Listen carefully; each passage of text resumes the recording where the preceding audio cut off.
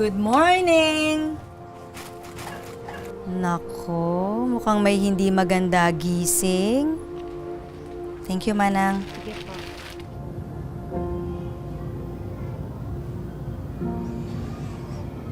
Ubos na ba yung bubbles mo? Opo, naubos na po kagabi. Yan na po, Lolo. Blow nyo na po.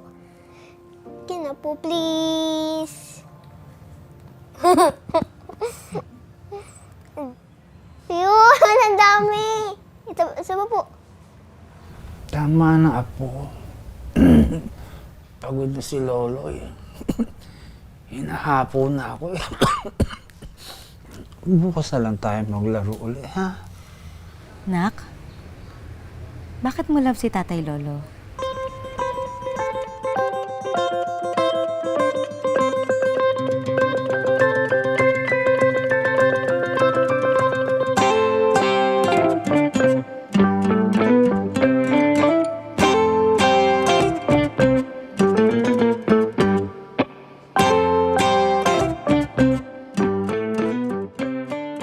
Love ko si Tatay Lolo kasi palagi kami naglalaro.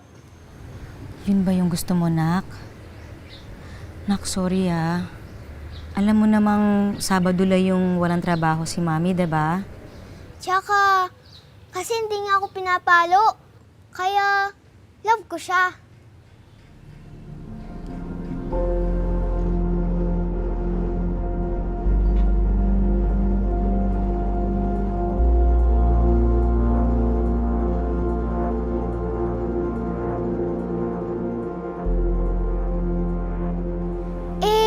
Kayo po ba, Mami? Love niyo ba ang Tatay Lolo? Siyempre naman, Nak. Love ko ang Tatay Lolo. Pero, kagaya mo, napalo rin niya ako nung bata pa ako. Bakit po kayo napalo? Siguro, mabilis lang talagang umilit ang ulo niya. O, makulit lang talaga ako. Kaya, palo agad yung sagot niya. Tumasa! Tingnan mo naman yung anak mo, dyan na naman! Eh, nakatabig tuloy! Hindi ako pwedeng maabala sa ginagawa ko, pwede ba? Maigsi na lang yung oras ko para tapusin to. Sige na. Ba't po ako? Hindi niya naman po ako napapalo. Tsaka, palagi po kami naglalaro. Mabait po si Tatay Lolo. Kaya nga po, mahal ko siya eh. Bata pa naman ako noon, Nak. Siguro talagang makulit lang ako.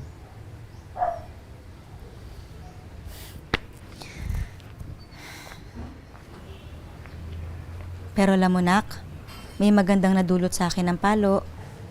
Ano po yun, Mami? Yon ay ang laging piliin ang tama. Halika na! Tatay Lolo, gising na po. Maglaro na po tayo ng bubbles.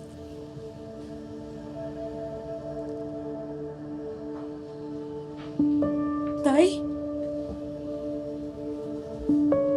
Tatay? Tatay?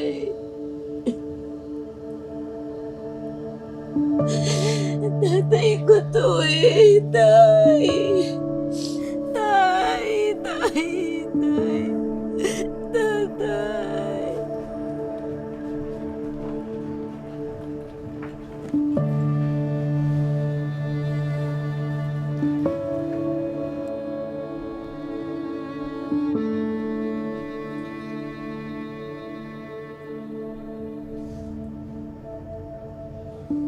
Wala po si Mami.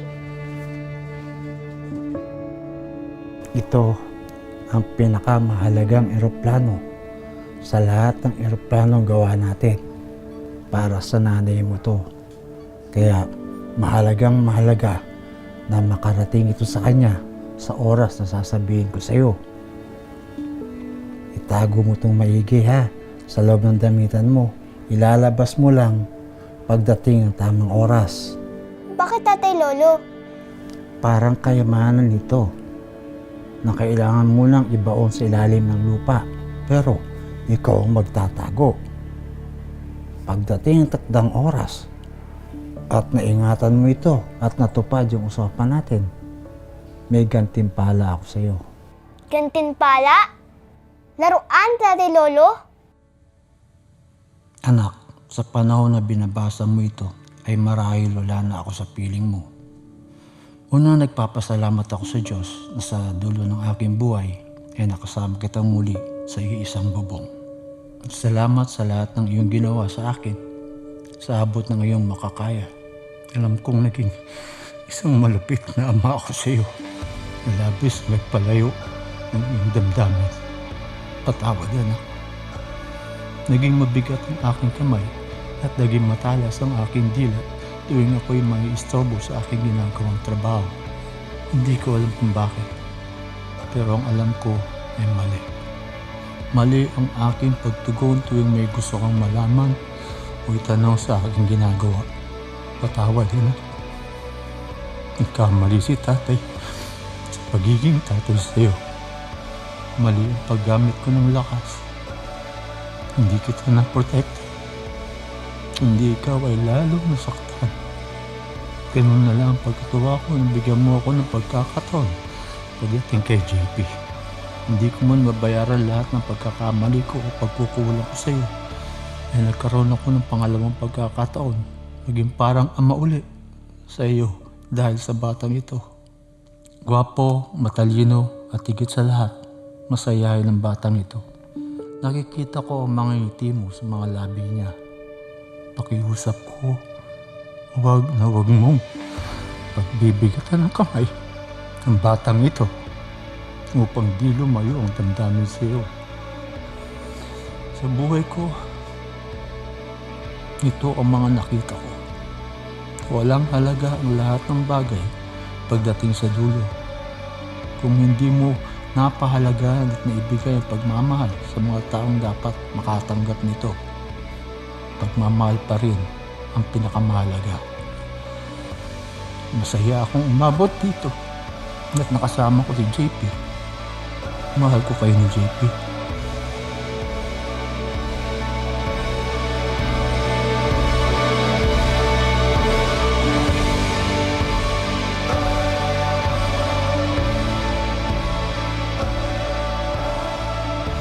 Ibigay mong eroplanong gawa ko na nasa taas ng tukador sa shop. Sa iyo dapat yun nung 7 taong gulang ka. Ngayon nagbalik ka na, ibigay mo na ito kay JP. Nagmamahal, Itay.